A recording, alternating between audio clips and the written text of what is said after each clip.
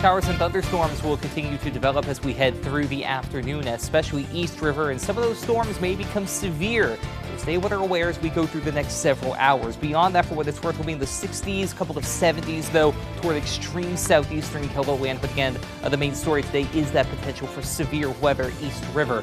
Lows tonight in the 30s and low 40s. We do quiet down, but we don't stay dry for very long. More rain on the way in the forecast. We'll talk about that coming up. Until then, midday in KELOLAND starts right now. Live from KELOLAND Media Group, midday in KELOLAND. A local sporting goods store is turning to tulips to send an important message about mental health. We'll have the details coming up. And 4 officers are killed during a shootout in North Carolina. What we know about the main suspects. Well, good afternoon and thanks for having us in. 2 Sioux Falls carjacking suspects face federal charges this midday. We first told you about the case back in November. That's when police say 22-year-old Elijah Barse and 24-year-old Ronald Goodsell forced a man out of a running car parked in a driveway. The vehicle was later abandoned following a high-speed chase. Both men were initially charged in Minnehaha County. Now they're both charged with carjacking in federal court. Barse is also charged with having a gun during a violent crime. We are getting new details this afternoon about the ambush that killed 4 law enforcement officers in North Carolina. 3 of those killed were members of a U.S. Marshals Fugitive Task Force. Authorities say they were serving a warrant Monday when at least 2 people opened fire. Manuel Bajorquez reports from Charlotte.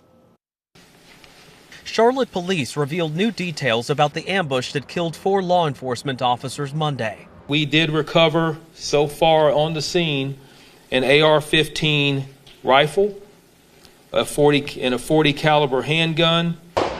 Authorities say the shootout started as members of a U.S. Marshals Fugitive Task Force were serving a warrant on a felon they say was illegally in possession of a firearm. According to police, as officers approached a home, the suspect opened fire. You just heard gunfire left and right. Officers tell us as they advanced toward the wounded fugitive, even more gunfire erupted. 2 people inside the residence were taken to the police station for questioning. 2 females that were inside the residence that I mentioned yesterday who came out eventually. They are fully cooperating with the investigation. Authorities identified the deputy U.S. Marshal who was killed in the shootout. Thomas Weeks is a deputy United States Marshal. He was 48 years old. He is survived by his wife Kelly and has 4 children. This was one of the deadliest days for American law enforcement since 2016. The North Carolina Department of Adult Corrections says 2 of its officers are among those killed. William Alden Elliott and Samuel Peloche, both 14-year veterans. Also killed, Charlotte Mecklenburg police officer Joshua Iyer, who died from his injuries in the hospital overnight. The Charlotte Mecklenburg Police Department posted this video of a procession carrying Iyer's body from the hospital to the morgue. All were husbands and fathers. Manuel Bajorquez, CBS News, Charlotte. 4 other officers were injured in that ambush.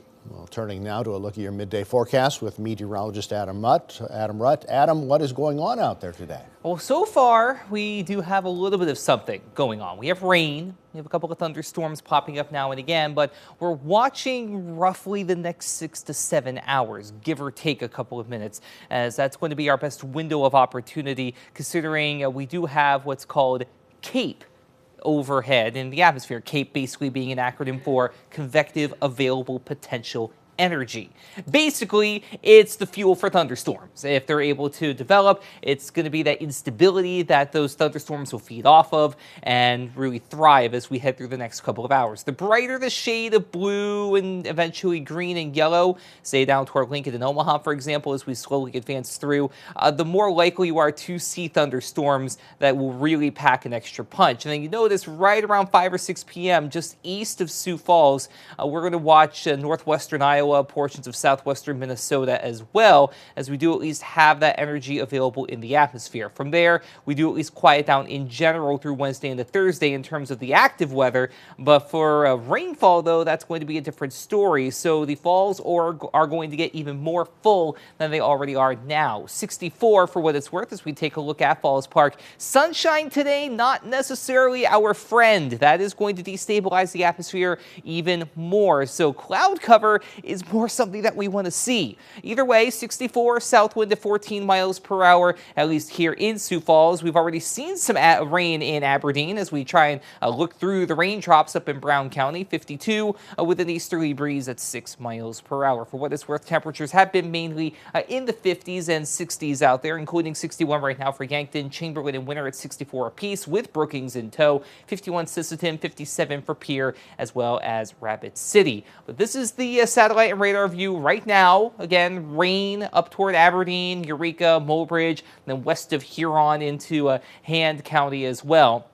From there, we'll watch a few more showers and thunderstorms develop down toward Yankton. Those will eventually move on over to the east. We'll get that development over the next couple of hours. And again, any storm that is able to get its act together could pack an extra punch and become strong to severe in intensity. So keep an eye on the skies through the afternoon, especially in southeastern KELOLAND, to a lesser extent to the northeast, as we have just mainly a chance for rain, maybe a thunderstorm or two up that way. Out west, we dry out a little bit earlier. We'll stay in the 60s, but it's going to be windy out there. We'll talk about the rest of your 7-day forecast, including a few more chances for rain coming up. All right, thank you very much, Adam. Well, it is runoff election day, which means you can cast a ballot in the Sioux Falls City Council race. Polls are open from 7 a.m. to 7 p.m. today for registered voters in Sioux Falls. The two candidates for the final City Council seat are Jordan Deffenbaugh and Richard Thomason. Any registered voter in Sioux Falls can vote for the at-large City Council seat. Shields in Sioux Falls is kicking off May with a special tulip-themed event. Shields is partnering with Pixie Acres Flower Farm near Castlewood on a build-your-own tulip bar, selling tulips by the stem or as a bouquet. They're also hoping to raise awareness about mental health. At the end of the day, you never know what someone's truly going through, and so we just wanted to bring that light to someone's day, if it's just putting a smile on their face or just reminding them how important they are. May is Mental Health Awareness Month. Shields will have an affirmation mirror and message cards up throughout May. Pixie Acres will be selling tulips from 3 to 7 p.m. tomorrow near the Ferris wheel at Shields. The Washington Pavilion is inviting people to attend the annual Downtown Sioux Falls Art and Wine Walk this Friday. The public is encouraged to take a stroll downtown to enjoy wine samples and discover new works of art at the Visual Arts Center with free admission from 5 to 8 p.m.